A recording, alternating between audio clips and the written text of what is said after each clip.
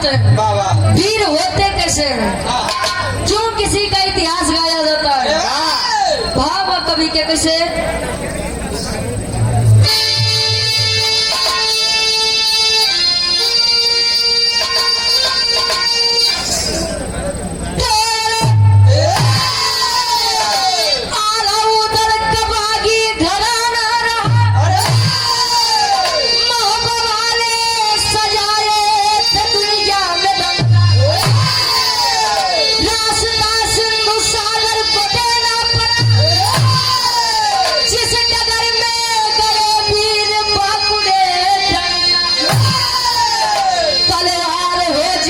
जीवन का असली मजा माई देवला के दोनों दुलारे रहे, जंग हारे नहीं जीत तक नहीं,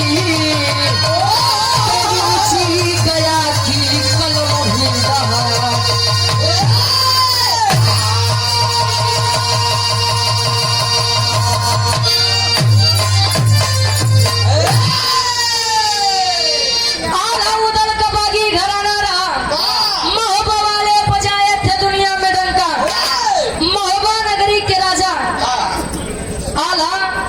और उदल जी वीर सपूत माई देवला के दोनों दुलारे। जहाँ तक क्षेत्र बा पहलवानी के कुश्ती के वीरताई के बारे में आला और उदल जी का नाम आता था। एक दिन एक घटना घटा था। कौन घटना? पूरे विरहा के उद्देश्य कवि जी गजल के भाव में देते हैं। कैसे? पीने वाले की दावत है, अपने संगी साथी के बतावे। कैसे बतावे?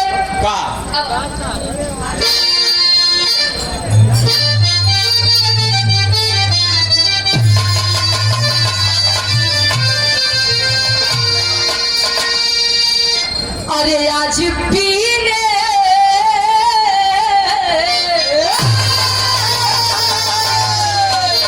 अरे आज पीने की दावत है, चांद पर बैठ कर हम पिए।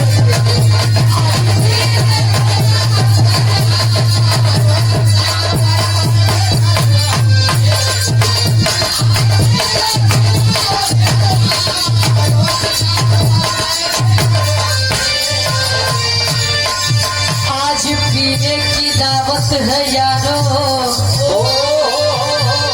चांद पर बैठ कर हम पिए थे। उनकी जुल्फों के साए में हंस उम्र भर हम नशे में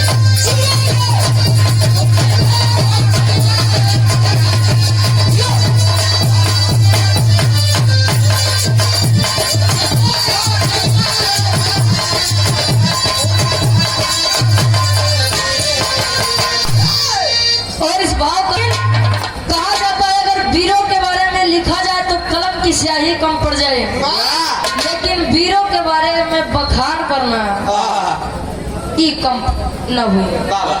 आदरणीय हमारे गुरुजी आप गया कबीर जी के कलम वीरों के बारे में 2 लाइन लिखती है। का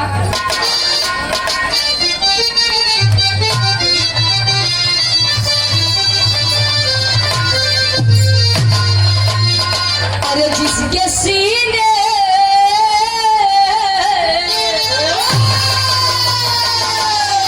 जिसके सीने में जलता हो शोला, सानी फौलाद बनकर जिसके सीने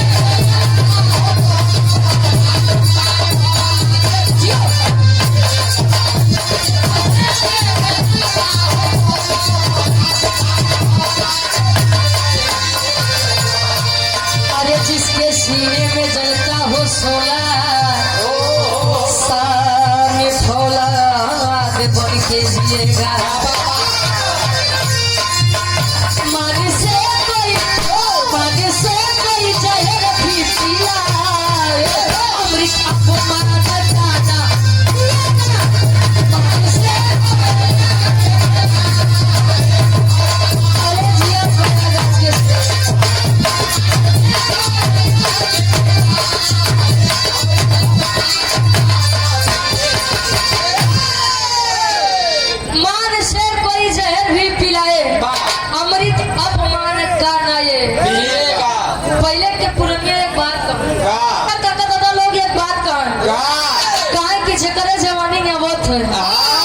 चौकरत की आवाज है कहा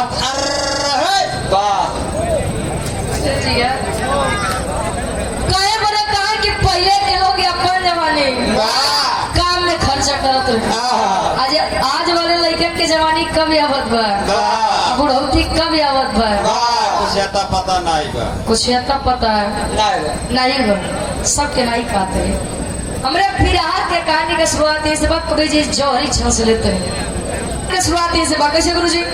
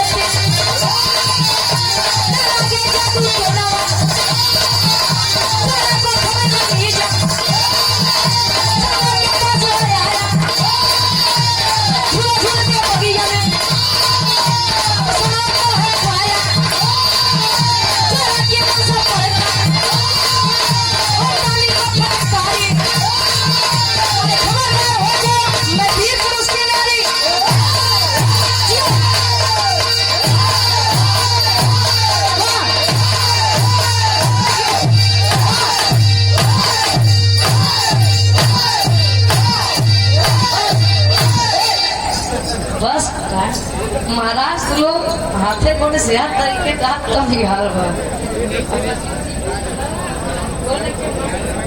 ए भैया कहानी के समझ आसान पूर्ण विश्वास बा। कहानी शीशा के जैसा साफ होई। आला उधर माई दुर्गा के बड़ा पुजारी रहे। माई दुर्गा के बड़ा सेवा सत्कार कर सम्मान कर। अरे आला के पत्नी सोनवा जी बताया गया उस समय उनसे ज्यादा खूबसूरत, उनसे ज्यादा सुंदर कोई नहीं थी। अब माई देवला के इस चीज के बड़ी चिंता सतावे कि हमारे पतो के जादू टोना नजर न लगे। सावन के महीना चलत बा, माई सोनवा के झूला झूले के इच्छा जगी बा। वीर उदल के बोलाई के समझावत नहीं देवर, ए देवर बबुआ सखी सहेली के मन में या सावन के महीना में अगर झूला झूले के मिल जात तो जान ला सावन के महीना के मजे अलग हो जात। उदल जी ना बोल दिए।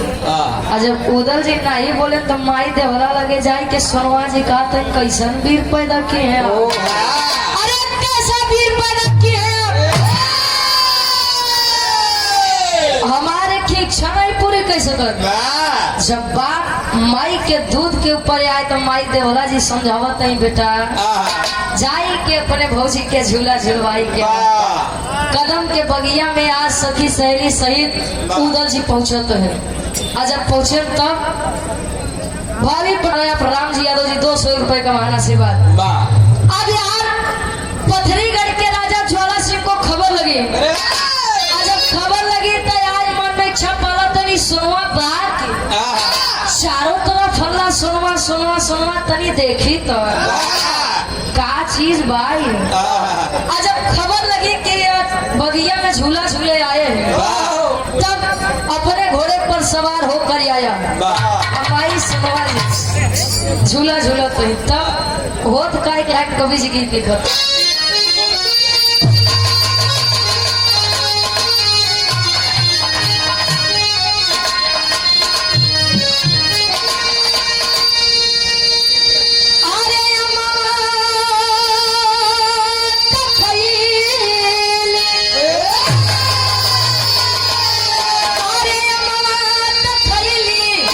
अब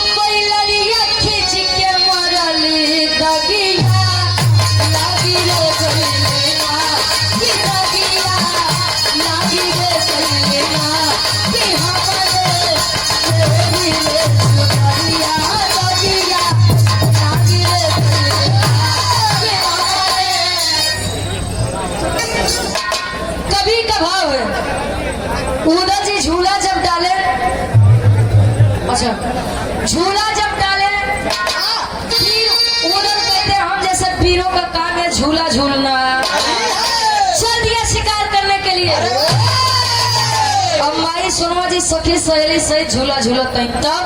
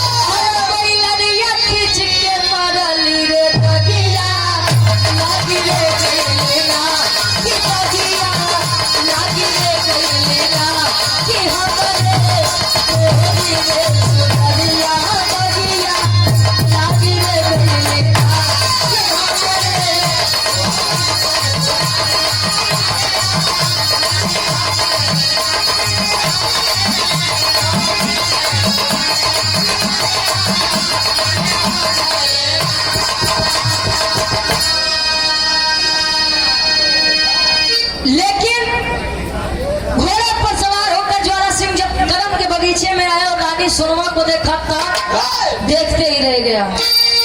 कभी होकर मन के इच्छा निकलते हैं। अरे कदम के बगिया में, अरे कदम के बगिया में आइल बेई मनवा जहाँ झूलना झूले कि जहाँ झूलना केसिया खेलिया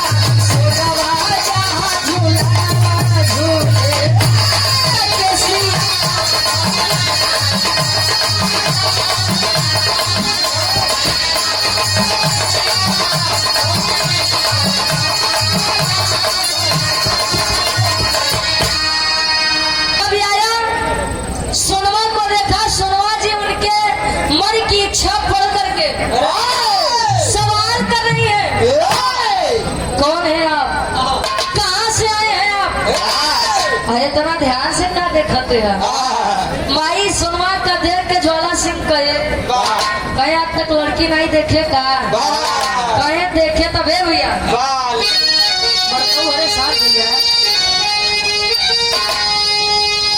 हमारा ये हो बिरहा न समझ में आता ये हो काज निकाल जाइए काज निकाल गाये काज निकाल खाए तक न जावा भैया सुन ले जा। रुचि यादव और देवालाल यादव रोज रोज नहीं है। आज के नाम हमरे सही के नाम आज की रात हम लोगों के नाम कर दी ओकरे बाद जा बढ़िया से सोया बढ़िया से बोला कोनो दिक्कत नहीं बा। ज्वाला सिंह कहे लड़की तो बहुत देखे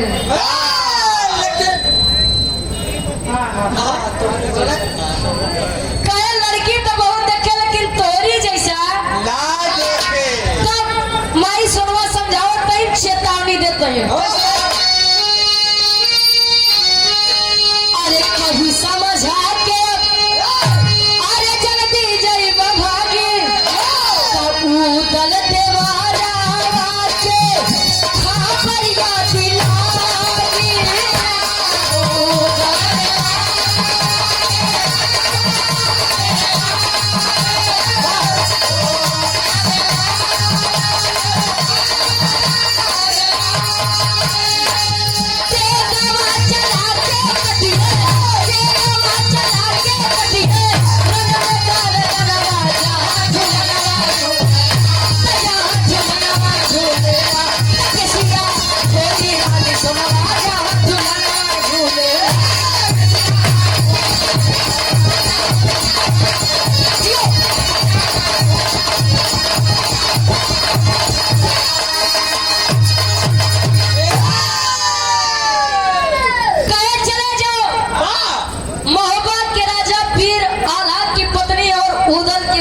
भौजाई हूँ मैं भाग जाओ यहाँ से।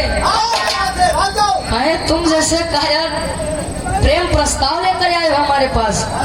मैं वीर पुरुष की नारी हूँ। अरे तनी बतिया जब ज्वाला सिंह सुनेश की आधा उदल तो एक बार पीछे हो गया, लेकिन कहे ना जब प्यार किया तो डरना क्या, और जब डरना तो फिर करना क्या, जान चली जाए लेकिन जान न जाए। हाँ लेकिन तोहे न जाए दे। अरे जी यार गया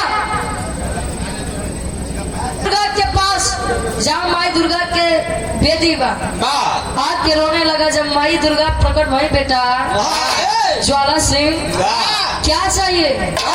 कहे माई, ए माई एक चीज मांगे चाहत ही देवू। कहे हाँ दे बोलो।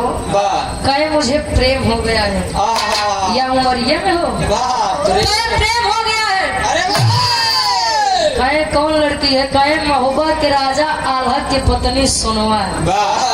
अजय इतनी बतिया माई दुर्गा सुने तो कहीं बेटा ज्वाला शादी है, हो गई है तुम्हारी, बच्चे हैं तुम्हारे।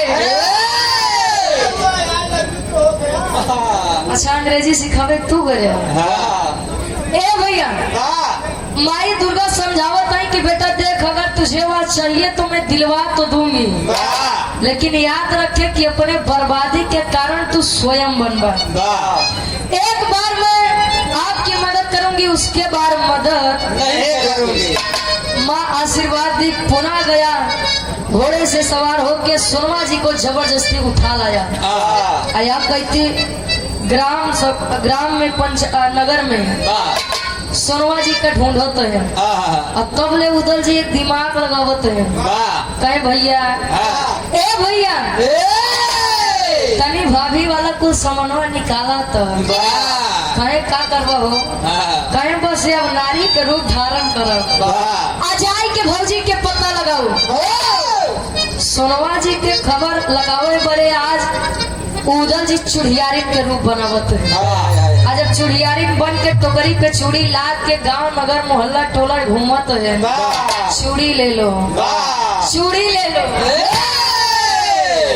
अब यार माई सोनवा जी, अच्छा ज्वाला सिंह के बिटिया जिसका नाम सुगा पंखनी बताया गया, सुगा पंखनी को भेज करके उदल को बुलवाती है। अब उदल चुड़ियारी के रूप लेके जब आए, सोनवा जी के हाथ पकड़े तब ले भवा का एक लाइन गीत लगता।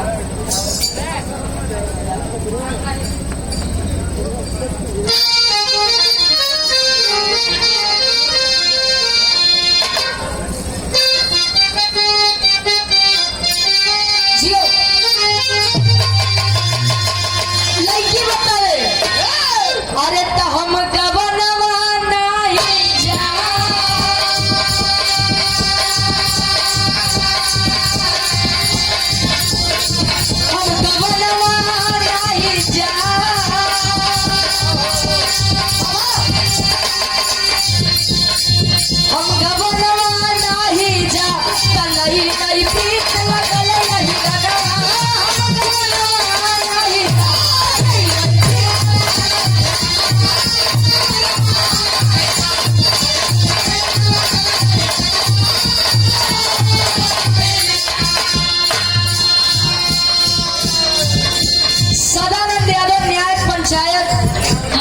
ब्लॉक से गार्जियन जी के द्वारा 100 रुपए का माना आशीर्वाद। लेकिन उदल जी अपने भाभी माँ को खोजने के लिए निकल रहे हैं। कैसे?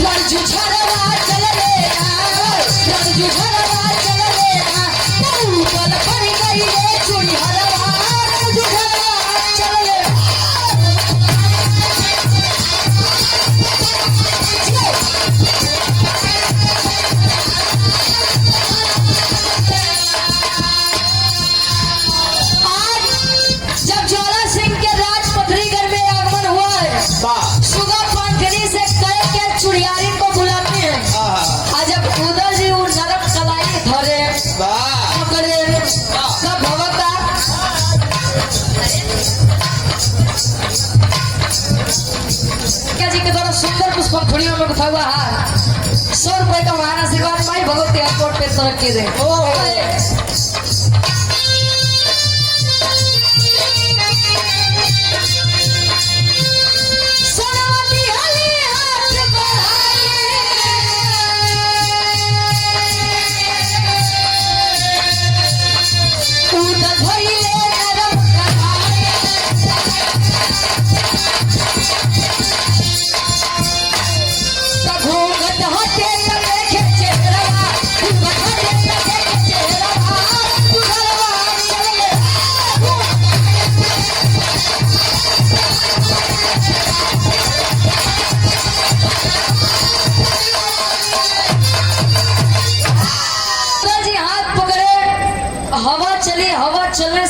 सोनवा के घूंघट जब ऊपर गए आ तब ले उदल जी देखे कन भौजी, अरे भौजी सही कागबत की त्रिया चरित्र दैवो न जाना।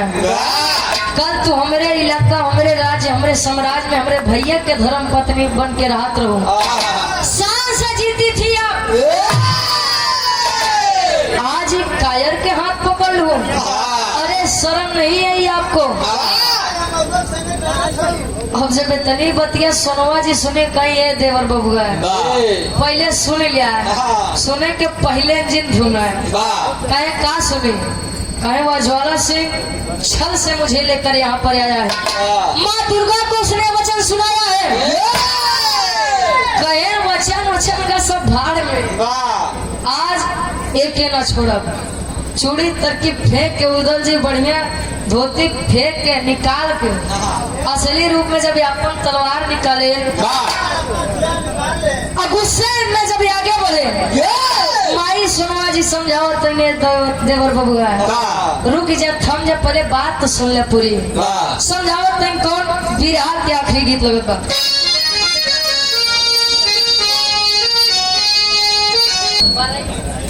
कहा बा कैसे,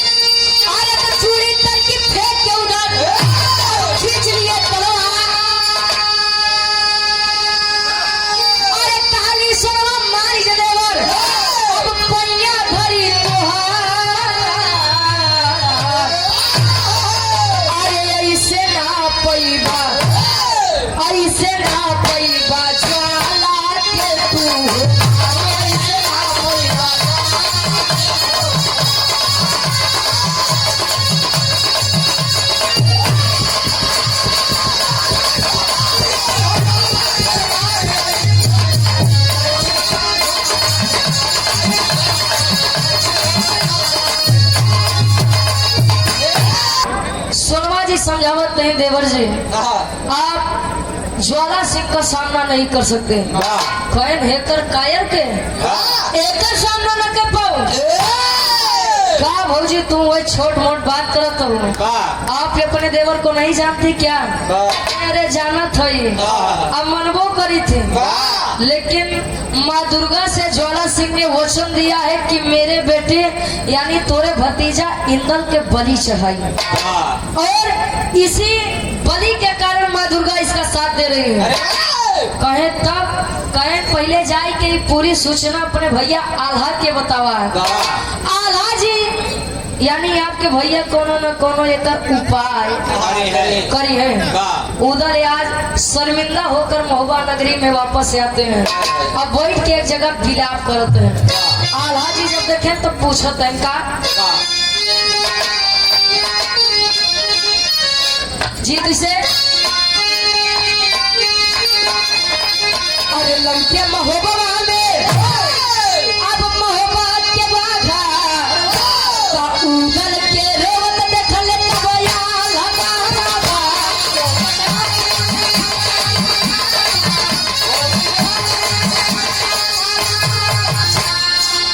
अरे तबली नहीं बेटे का देवे आला की इनका, अरे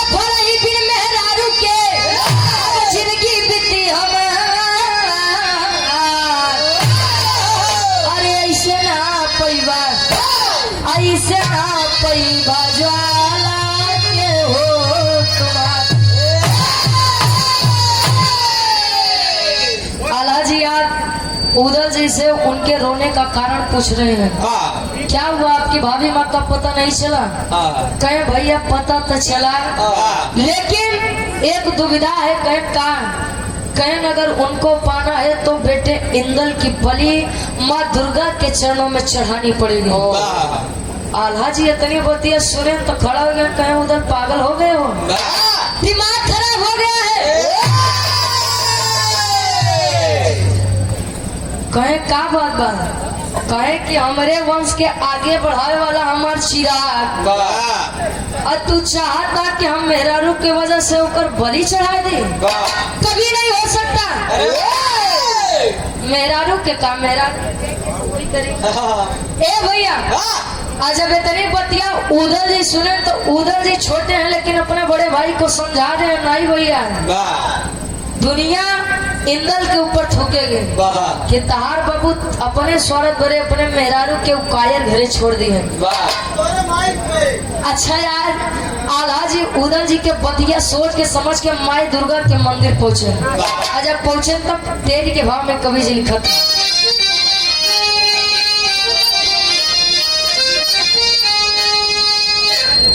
कामयाब कर रहे हैं, ऐसे ही आप करते रहे। ए भैया, उदल जी पहुंचे अपने बच्चे इंदल को लेके। आज जब इंदल को लेके पहुंचे तब तेरी के भाव में कवि जी लिखा था,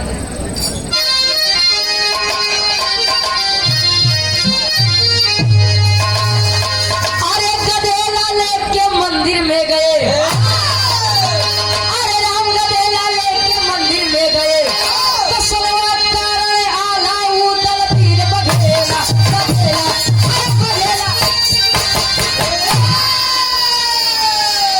गदेला लेके मंदिर में गए, सोनवा खातिर आला उदल पीर बघेला। मंदिर में जब पहुंचे माई दुर्गा के सामने तो आखिर दुनिया का सबसे बड़ा सुख होता है संतान सुख। और जब अपने लड़का के बलि चढ़ा बोले आल्हा जी आगे गए तो मन पिछड़ गया। पिता के ममता जाकर नहीं उधर नहीं, मुझसे नहीं होगा। दोनों भाई आपस में बतियाते हैं तब ले छोड़ के लड़का इंदल सब सुने जाए के कहे पिताजी वैसे भी ये नसोर तक किसी काम का नहीं है, और मैं तो बहुत प्रसन्न हूँ कि एक माँ को बचाने के लिए मेरा या तन मेरा या शरीर एक माँ के चरण में जा रहा है। बलि चढ़ाइए आप। आज लड़का के बतिया सुन के आल्हा जी के मन में गर्व होत बा और करत है का पापड़ के भाव में कवि जी लिखत है,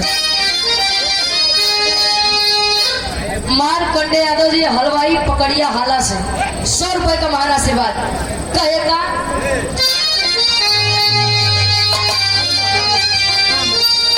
अरे बलि चढ़ाते डोलर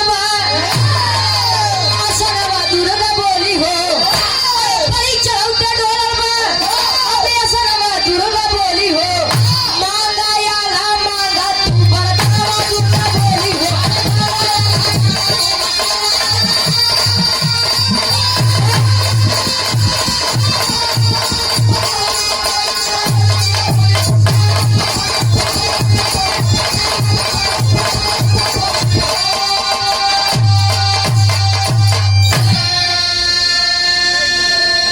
उदल जी माँ दुर्गा के सामने अपने बच्चे इंदल की जब बलि चढ़ाते हैं, माँ दुर्गा प्रसन्न होकर जब प्रकट होती हैं कहें वाह बेटा वाह।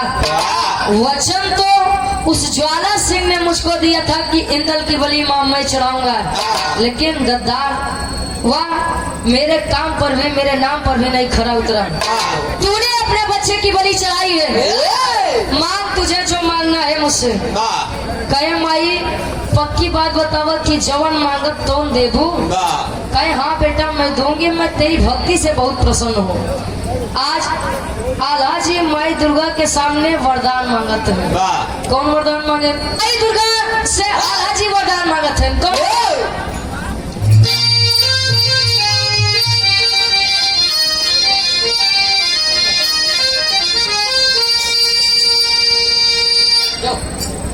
वरदान मांगे माई कहे कि जो बच्चा मैंने आपके सामने आपके दरबार में मैंने बलि चढ़ाई है वही मेरा बच्चा मुझे वापस कर दीजिए। अब माई दुर्गा तिरवाचा बनाए कहे यो मस्त बेटा, कहे और कुछ चाहबा, कहे माई जवन हमरे धर्म पत्नी के कैद करके ले गया, हरण करके ले गया, वरदान दीजिए मुझको। ज्वाला सिंह के गर्दन बीच रण में काट के आई। माई दुर्गा आशीर्वाद दे के उड़ गई, चली गई। अब जब गई तब महोबा वाले तैयारी किए पत्थरीगढ़ पे चढ़ाई करे बने। आल्हा के भाव में कवि जी प्रमाण देते हैं।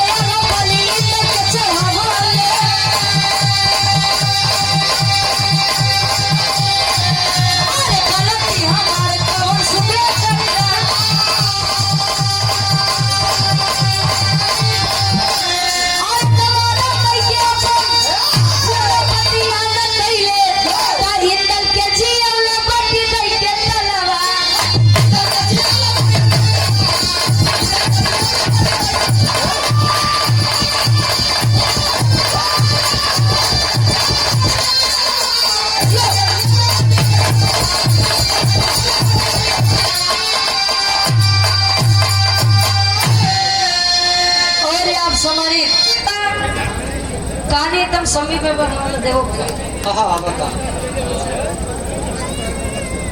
यहाँ चढ़ाई किया महोबा वाले पत्थरीगढ़ पर। पत्थरीगढ़ के वीर जब धीरे धीरे खत्म होते गए तो पत्थरी के राजा ज्वाला सिंह माई दुर्गा जी के दरबार पहुंचा। माई ए माई भक्त तुहार बड़ा गाढ़े में पड़ा बा भवानी, बचाई ले तू। माँ दुर्गा प्रकट हुए, किस मुंह से कह रहा है कि मैं तेरी मदद करूं? अपना वादा पूरा तूने नहीं किया है। कहे माई वो सोनवा हमके भरम में डाल दे। कहे काहे? कहे हुए कैस के माँ 3 महीने के व्रत बा, अगर यह व्रत में हमको छुगो तो पतिव्रता तेज लगे हम भस्म हो जाए। यहाँ से मैंने उससे शादी नहीं की। कहे बेटवा हम सोनवा का लिया दिए रहे, तू शादी करे नहीं करे वो हमारे ऊपर नहीं बा। तुमने मुझसे कहा था कि इंद्र की बलि तुम चढ़ाओगे, लेकिन इंद्र के पिता आल्हा ने बलि चढ़ाई है। इंद्र को मैंने जीवित किया है अपनी तलवार देके। अब तुम्हारा वंश नाश होगा और तुम्हारा सर्वनाश होने से कोई नहीं बचा सकता। जब इतनी बतिया ज्वाला सिंह सुने, कहे माई कोनो उपाय? कहे एक कई उपाय बा। कहे का? कहे नहीं अब सोनवा के अपन दुल्ही बनावे के सपना छोड़ दे, हमार माना तो रिश्ता जोड़ा। कैसे रिश्ता? आखिरी भाव को भी लिखा था खड़ी के भाव में।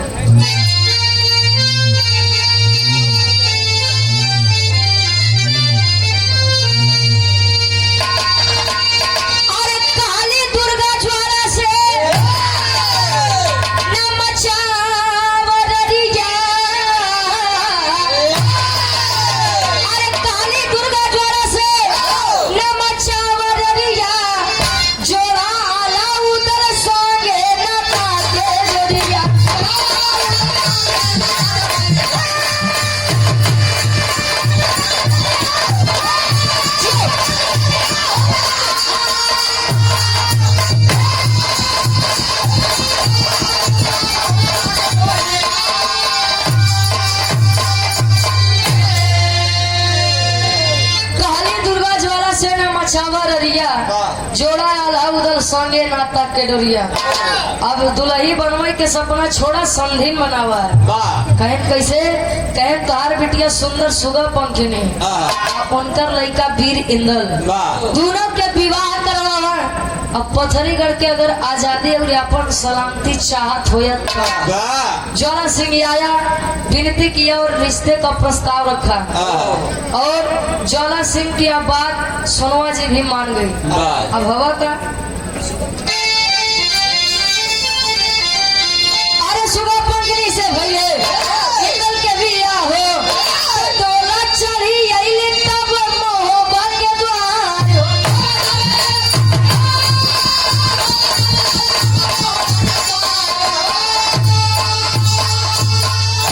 अरे तो भारी पर सुनवा के अब कईल चोरिया तो भारी पर सुनवा के अब कईल चोरिया जोड़ाया ना उधर संगे लाता के डोरिया।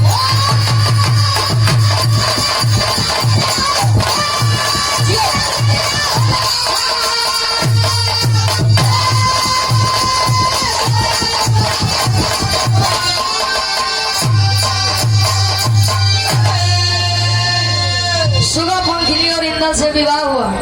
पथरीगढ़ को आजादी देकर महोबा के वीर महोबा नगरी में आए और माँ दुर्गा की कृपा बनी रहती है तब जवन काम कहा ऊपर रहा निर्भर रहा तब आखिरी में खानदान के परिचय